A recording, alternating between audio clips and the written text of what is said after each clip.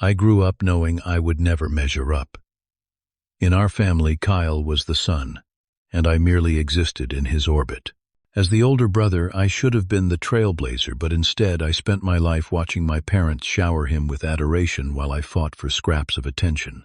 When I married Amanda, I finally thought I had someone who saw me. Really saw me. Then I came home early from that business trip and discovered the ultimate betrayal in my own bedroom. Hey everyone, where are you watching from today? Before I tell you how I made sure both my golden child brother and cheating wife faced consequences they never expected, hit that like button and subscribe to hear more stories about people who learned the hard way not to underestimate those they hurt. Growing up in Westlake, Michigan, my childhood home looked perfect from the outside. A 2-story colonial with a manicured lawn and a basketball hoop in the driveway. Inside those walls, though, was the constant reminder that I, Lonnie Matthews, would always be second best to my younger brother, Kyle. The favoritism started when Kyle was born. I was 4 years old, and I still remember how quickly my toys were packed away to make room for his nursery, which my parents spent thousands of dollars decorating. My childhood bedroom had been a converted office with second-hand furniture. This pattern continued throughout our lives. On my 10th birthday, I received a modest cake and a few gifts, a baseball glove and some books. 2 months later, when Kyle turned 6, my parents rented out an entire mini golf course, hired a clown, and gave him a brand new Nintendo gaming system. I was told to be grateful for the opportunity to serve cake to his friends. School achievements highlighted the disparity even more clearly. When I brought home an A- on a difficult math test, my father glanced at it and muttered, "Not bad." When Kyle received the same grade, my parents took him out for ice cream to celebrate his academic excellence. This wasn't a one-time occurrence. It was our family dynamic. The summer I turned 16, I worked 2 jobs to save up for a used car. After 3 months of mowing lawns and bagging groceries, I had enough for a 15-year-old Honda with peeling paint. That same summer, my parents surprised Kyle with a brand new Ford Mustang for his 12th birthday. Something to look forward to when he could drive, they explained. Kyle quickly learned how to work this system to his advantage. He developed a charming, manipulative personality that had my parents wrapped around his finger. When he broke the neighbor's window with a baseball, it was an accident, and boys will be boys. When I accidentally knocked over my mother's vase while cleaning, I was grounded for 2 weeks for being careless with family heirlooms. The worst incident happened during my senior year of high school. I was accused of cheating on a final exam because my answers matched another student's too closely. The truth was that the other student had copied from me when I went to sharpen my pencil. Despite my perfect academic record and the testimony of 2 classmates who saw what happened, my parents immediately assumed I was guilty. "We raised you better than this," my father said, disappointment dripping from every word. 3 months later, Kyle was caught stealing money from my mother's purse. His explanation: "I needed it for a school project." Not only was he forgiven instantly, but my mother gave him extra money so he wouldn't feel the need to take it next time. By 18, I had had enough. The day after graduation, I packed everything I owned into my Honda and moved out. I found a small apartment on the other side of town and took a job with a local construction company. My parents seemed almost relieved to have me gone. One less distraction from their perfect son. Over the next decade, I poured all my frustration and hurt into building something of my own. Starting as a laborer, I learned every aspect of the construction business. By 25, I had started my own company, Matthews Construction. By 27, we were one of the most respected firms in the region, specializing in custom home renovations. It was at 27 that I met Amanda Sullivan at a client's housewarming party. She was beautiful, with chestnut hair that caught the light and a laugh that made everyone around her smile. More importantly, she seemed genuinely interested in me and my work. For the first time in my life, I felt truly seen. Our courtship was a whirlwind. After 6 months of dating, I proposed, and she said yes without hesitation. Planning the wedding meant involving my family, something I had largely avoided over the years. My parents' reaction to the news was predictably lukewarm. "Are you sure you're ready for this responsibility?" my father asked. My mother added, "She seems nice, but maybe you should wait a bit longer. You're still establishing yourself." Kyle, now a successful realtor with a string of failed relationships behind him, took an unusual interest in my engagement. "Let me meet this woman who's managed to snag my big brother," he insisted, showing up, unannounced, at our dinner date the following week. The wedding was small but elegant. Amanda looked radiant in her white dress, and I could hardly believe my luck. During the reception, Kyle gave a toast that seemed heartfelt on the surface, but was laced with subtle digs. "To my brother, who finally found someone who appreciates him. Something our family has always struggled with, right, Dad?" He laughed. And my father joined, in neither realizing or caring how those words stung. Despite this, the first 3 years of our marriage were the happiest of my life. Amanda and I bought a beautiful craftsman-style house that I renovated myself. My business continued to thrive, and for once I didn't measure my success against Kyle's. I had something all my own, something even my parents' indifference couldn't taint. Amanda encouraged me to maintain a relationship with my family, insisting that family is family no matter what. So we attended monthly dinners at my parents' house, where Kyle was always the main attraction, and my accomplishments were footnotes at best. I endured it because it seemed important to Amanda, and because part of me still hoped for the approval I had been denied as a child. I never imagined that these family obligations would be the thread that would unravel everything I had built. The first sign something was wrong came on an ordinary Tuesday. I arrived home from work to find Amanda freshly showered at 4 in the afternoon, wearing a new blouse I had never seen before. "I thought you had yoga on Tuesdays," I said, kissing her cheek. "Oh, class was canceled," she replied, not quite meeting my eyes. "I went shopping instead. Do you like this top?" It seemed innocent enough, but something felt off. Over the next few weeks, I noticed other small changes. Amanda started visiting my parents without me, claiming she was building a better relationship with her in-laws. Her phone, once casually left on countertops or coffee tables, was now always in her hand or pocket. One night, I saw her quickly change screens when I walked into the room. "Just browsing shoes," she explained with a laugh that sounded forced. Then there was Kyle's sudden increased presence in our lives. He began calling Amanda directly, instead of going through me. He would show up at our house when he knew I was working late, claiming he was just in the neighborhood or wanted to drop off something for you. Once I came home to find them sitting unusually close on the couch, looking at something on her phone. They jumped apart when I entered, and Kyle made a hasty exit. "He was just showing me listings for your mom and dad," Amanda explained. "They're thinking of downsizing." This was news to me, but when I called my parents later, they confirmed it was true. "Kyle has been so helpful," my mother gushed. "He knows exactly what we need. I wish you were as attentive as your brother." Family gatherings became increasingly uncomfortable. At my father's 60th birthday dinner, I noticed Kyle placing his hand on Amanda's lower back as they walked to the bar. When they returned with drinks, Amanda sat next to him instead of me. Throughout the evening, they shared private jokes and whispered conversations that stopped whenever I approached. "You two seem chummy," I remarked on the drive home. Amanda stared out the window. "He's your brother Lonnie. I'm trying to get along with your family like you always wanted." My business was expanding, requiring occasional travel to meet with suppliers and potential clients. During a 3-day trip to Chicago in April, I managed to finalize a major deal a day early. Rather than staying the extra night in my hotel as planned, I decided to drive home and surprise Amanda. It was just after 11 p.m. when I pulled into our driveway. There was a strange car parked on the street in front of our house. Except it wasn't strange at all. I recognized Kyle's black BMW immediately. My stomach knotted as I tried to come up with innocent explanations. Maybe he had car trouble. Maybe he was dropping off something important. Maybe Amanda had an emergency and called him because I was out of town. I unlocked the front door quietly, not wanting to wake Amanda if she was asleep. The house was dark except for a faint light coming from upstairs. I heard music playing softly from our bedroom.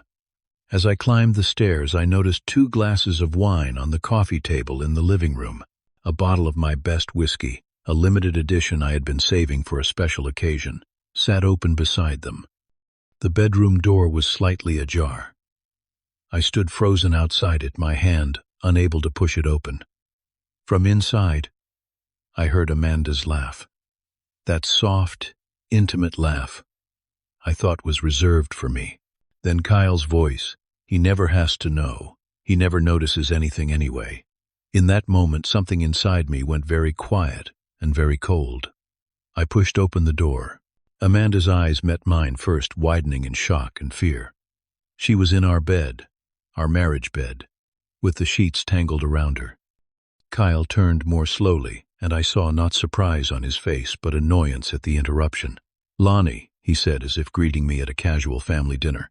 "You're back early." I don't remember much of the next few minutes. Amanda scrambled for clothes, tears already streaming down her face.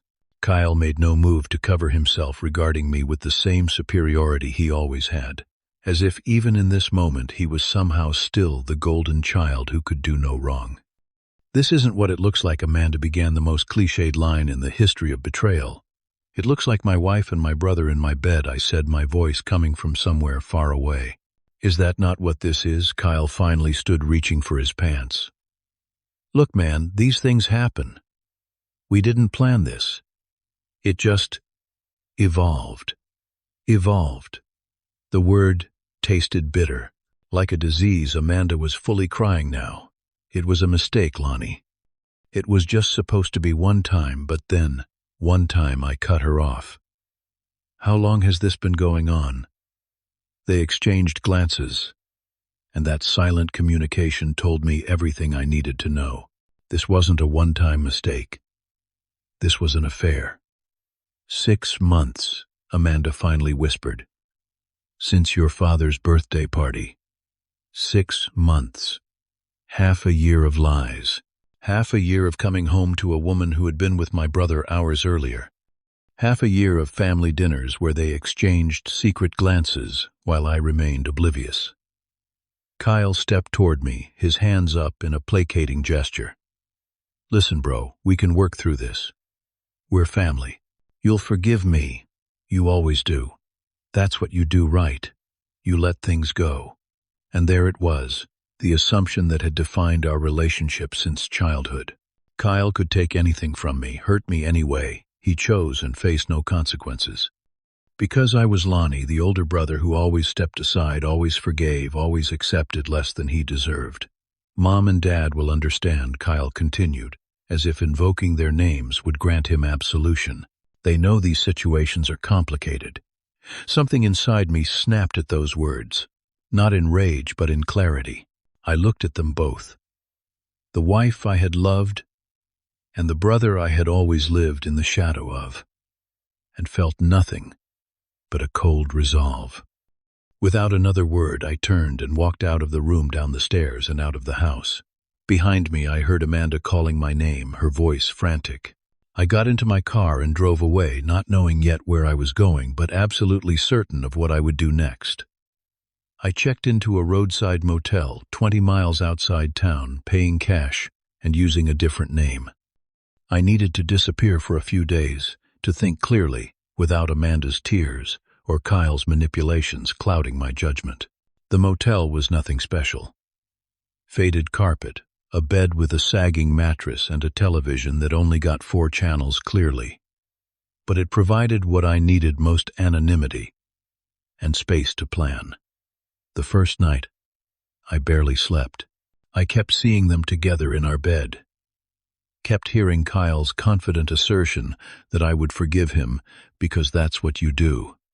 By morning, the initial shock had hardened into something colder and more calculated.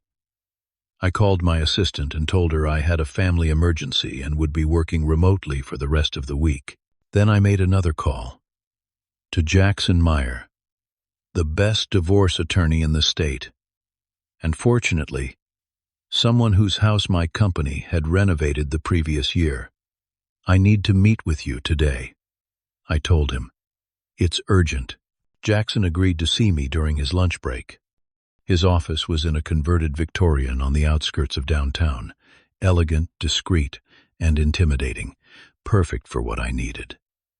"Infidelity with your brother," he repeated after I explained the situation. He whistled low. "That's about as clear-cut as these cases get. Do you have proof?" "Not yet," I admitted, "but I will." I left Jackson's office with a plan and a renewed sense of purpose. My next stop was an electronics store where I purchased a digital voice recorder and a small camera. Then I visited my bank and withdrew a significant amount of cash from a personal account Amanda didn't know about, an emergency fund I had maintained since before our marriage. Back at the motel, I began documenting everything I could remember about Amanda and Kyle's behavior over the past 6 months.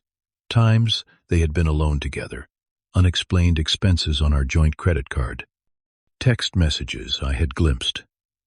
It wasn't conclusive, but it was a start. On the second day, my phone exploded with messages.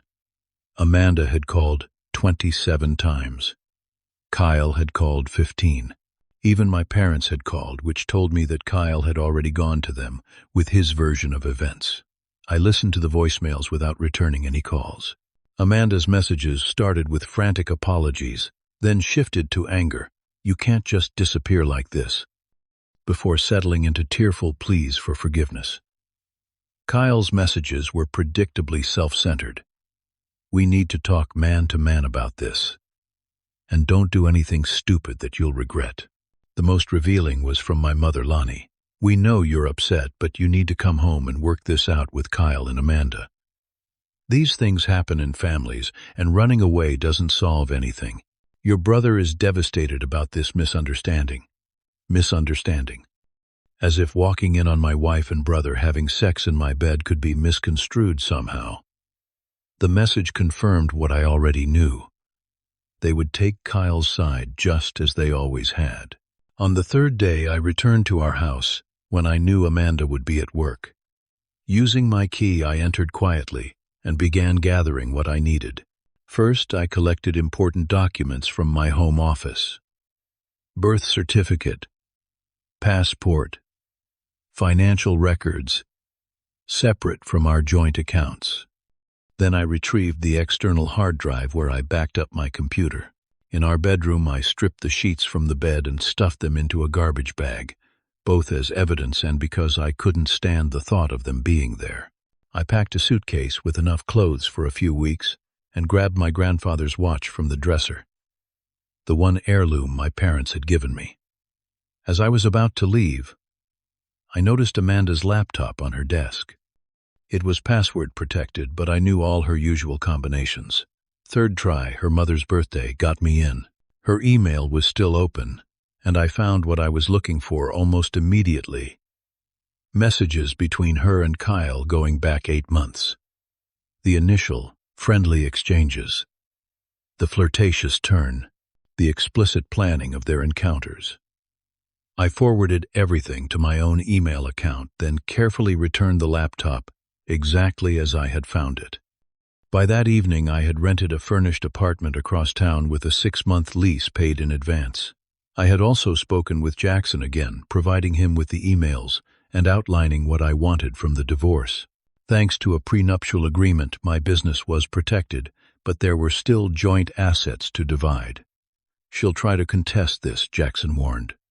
"The infidelity clause in your prenup is strong, but she might claim coercion or that you knew about the affair and condoned it." "She can try," I replied. "But I have the evidence, and I know exactly what I'm doing now." On the 4th day, I received a text from my father, "Family dinner tomorrow night at 6. You need to be there to resolve this situation." I didn't respond, but I knew this was my opportunity. I spent the rest of the day preparing, rehearsing what I would say, and gathering the final pieces of my plan. By the time I arrived at my parents' house the next evening, exactly at 6, I was calm, collected, and completely clear about what needed to happen. As expected, they were all waiting for me. Amanda looking tearful in the armchair, Kyle pacing by the window, my parents sitting stiffly on the sofa. The atmosphere was tense, like a courtroom awaiting a verdict. Lonnie, my mother began, we're glad you came. We need to talk this through as a family. I remained standing just inside the doorway. I'm not staying long. I just came to tell you all my decision. Kyle stepped forward, his expression a practiced mixture of remorse and brotherly concern. Look, Lonnie, what happened was wrong. I know that, but we've been through too much to let this destroy our family. My father cleared his throat. Your brother made a mistake, Lonnie. A serious one, yes, but still a mistake. And Amanda is truly sorry. In time, you can rebuild your marriage, and we can heal as a family. I looked at each of them in turn. These people who had underestimated and undervalued me my entire life. That's not going to happen, I said quietly. I've filed for divorce. The papers will be delivered to Amanda tomorrow. Amanda gasped. Divorce? But Lonnie, I thought we could work through this. It was a terrible mistake, but I love you. You loved me so much that you slept with my brother for 6 months, I replied, my voice steady. In our home, in our bed. Now, Lonnie, my mother interjected, people make poor choices sometimes. Amanda has apologized. Kyle has apologized. At some point, you have to forgive. Like you forgave me for all my poor choices growing up. I asked. The question hung in the air, unexpected and uncomfortable. Kyle moved toward me, his hands outstretched. Bro, I know I messed up. I'll do anything to make this right. I smiled then, a smile that made him stop in his tracks. Funny you should say that, Kyle, because making things right is exactly what's about to happen. I pulled my phone from my pocket and pulled up the emails I had found. Did you know Kyle has been embezzling from your real estate business, Dad skimming from transactions, falsifying paperwork? I have the evidence right here. Emails where he boasts about it to Amanda. My father's face drained of color. That's not possible. Kyle would never check your accounts, I said. Talk to your accountant. It's all there. Kyle's confident facade cracked. He's lying. He's just trying to turn you against me because he's jealous. I've already spoken with your boss, Amanda. I continued, ignoring Kyle's outburst. Mark and I have been friends for years, remember? He was very interested to learn about your affair with a client's husband. Company policy on that is quite strict, I believe. Amanda's hands flew to her mouth. You didn't. I also contacted the State Real Estate Commission about Kyle's ethical violations, I added. They're opening an investigation next week. The room had gone completely silent. My mother was clutching my father's arm, her knuckles white. Kyle had sunk into a chair, his face ashen. You can't do this, he whispered. I already have, I replied. For once in your life, Kyle, you're going to face consequences for your actions. And so are you, Amanda. I turned to my parents, who were looking at me as if they had never seen me before. Perhaps they hadn't. Not really. I've spent my entire life trying to earn your approval, I told them. Watching you give Kyle everything while I got nothing. Making excuses for your behavior, blaming myself for not being good enough. I'm done with that now. My father found his voice. Son, we never meant to save it, I cut him off. I don't need your explanations or your excuses. What I needed was your love and support, and you couldn't provide that. So now, I'm going to live my life without it. I turned toward the door, then paused for one last look at Kyle. You thought I would forgive you, because that's what I always did, I said quietly. You thought wrong. With that, I walked out, closing the door firmly behind me. As I drove away from my parents' house, I felt lighter than I had in years. For the first time in my life, I had stood up, not just to Kyle, but to the entire dynamic that had defined our family, and it felt like freedom. The divorce proceedings moved swiftly thanks to the evidence I had gathered. Amanda's attempts to contest the prenuptial agreement failed when her attorney saw the email exchanges. In the end, she received only what the law required, far less than she would have gotten without the infidelity clause. Kyle's problems mounted quickly. The investigation into his business practices revealed even more extensive fraud than I had initially discovered. His real estate license was suspended pending a full hearing, and several clients filed lawsuits. My parents were forced to distance their business from him to avoid further damage to their reputation. Amanda lost her job as I had warned. Mark, her boss, and my friend had a zero-tolerance policy for employees who engaged in affairs with clients or their families. She tried to find work at other firms in the area, but word had spread. Eventually, she moved back to her hometown in Pennsylvania, her carefully constructed life in Michigan dismantled. My parents attempted reconciliation several times, first with angry phone calls demanding I stop this vendetta against Kyle. Then with tearful apologies about how they never realized how their behavior had affected me. Finally, with awkward invitations to dinner that I declined politely but firmly. Kyle's downfall was particularly swift and complete. Without my parents' protection and financial support, his true character was exposed to everyone. Former friends and business associates distanced themselves. His drinking, always a problem but previously excused as blowing off steam, became more pronounced. He lost his expensive apartment and moved back in with our parents. 3 months after that fateful night, I received an unexpected visitor at my new apartment. Kyle, unshaven and reeking of alcohol, stood swaying in my doorway. "You've ruined everything," he slurred, pushing past me into the living room. "Are you happy now?" I closed the door and faced him calmly. "I didn't ruin anything, Kyle. You did that yourself." He paced unsteadily, running his hands through his disheveled hair. "My life is over. License gone. Reputation gone. My own parents look at me like I'm a stranger. How does it feel?" I asked quietly. "To finally face consequences for your actions." He lunged at me then, a wild swing that I easily sidestepped. He stumbled, catching himself on the edge of my coffee table. "You always were jealous of me," he spat. "Mom and Dad loved me more, and you couldn't stand it." I looked at my younger brother, this broken, angry man who still couldn't see beyond his own grievances, and felt something unexpected pity. "I was never jealous of you, Kyle," I said. "I was hurt by them.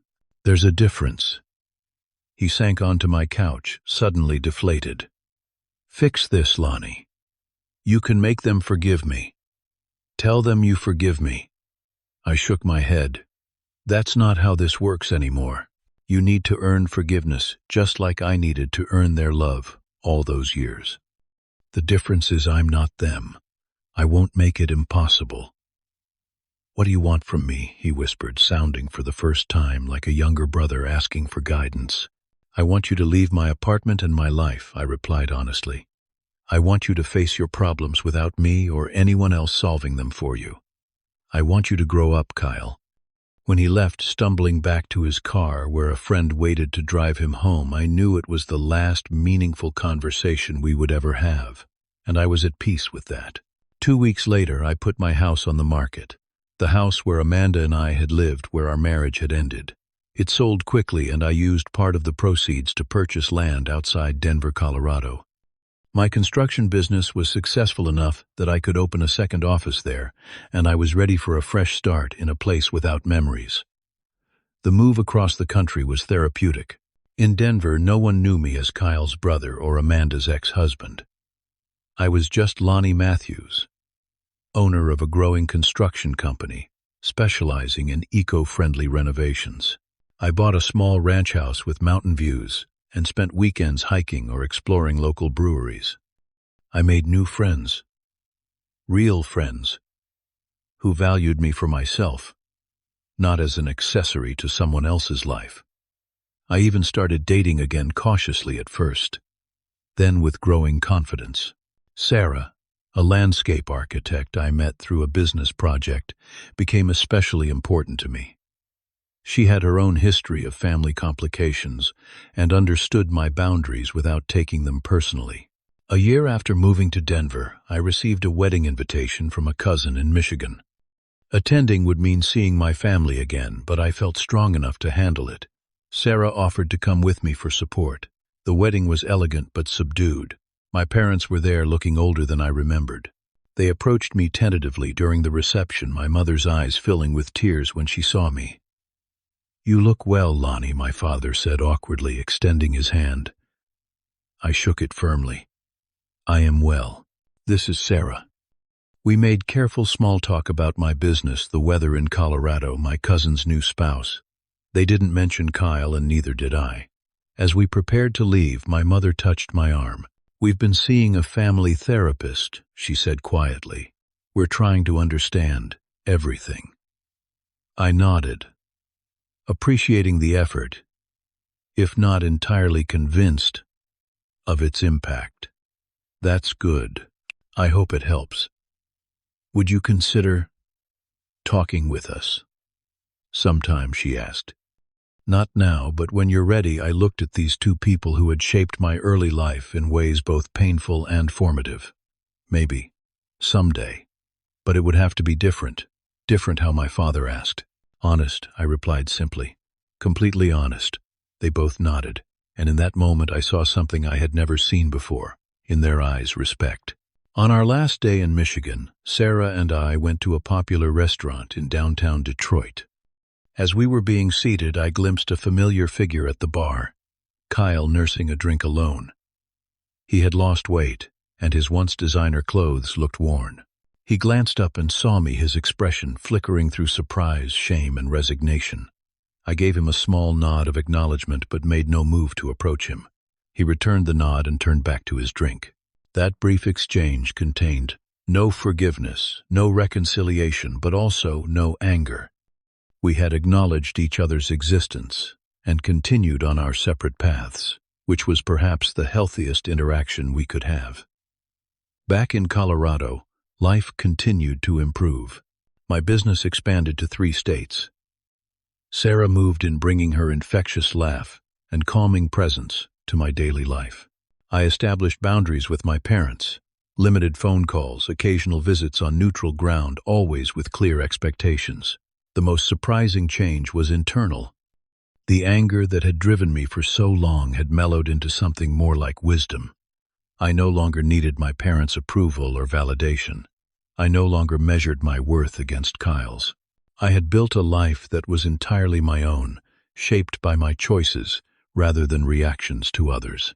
In therapy, a gift I gave myself after the divorce, I learned that forgiveness wasn't about excusing others' behavior, but about freeing myself from its power over me. I didn't forgive Kyle or Amanda in the sense of welcoming them back into my life, but I released the anger I held toward them, recognizing that continuing to carry it only hurt me. I also came to understand my parents better. Their favoritism toward Kyle hadn't been a deliberate choice to hurt me, but a blind spot created by their own insecurities and limitations.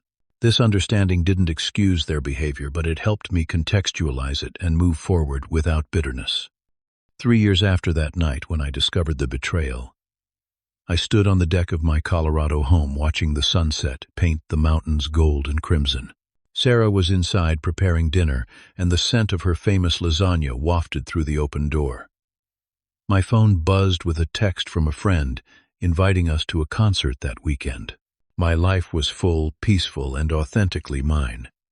The betrayal that had seemed like an ending had actually been the beginning of something more valuable than I could have imagined. The courage to demand respect, set boundaries, and build a life defined by my own values, rather than others' expectations. I sometimes wonder if Kyle ever found his way to a similar realization. I hope so, though I'll likely never know. What I do know is that the brother who thought I would overlook his betrayal because that's what you do inadvertently gave me the push I needed to prove him, and everyone else, wrong. So what about you? Have you ever had to stand up to family members who took you for granted? Drop your stories in the comments below, and if this resonated with you, please hit that like button and subscribe for more real-life experiences. Remember, sometimes the most painful betrayals can lead to the greatest personal growth. Thank you for listening, and may you find the strength to set boundaries when you need to.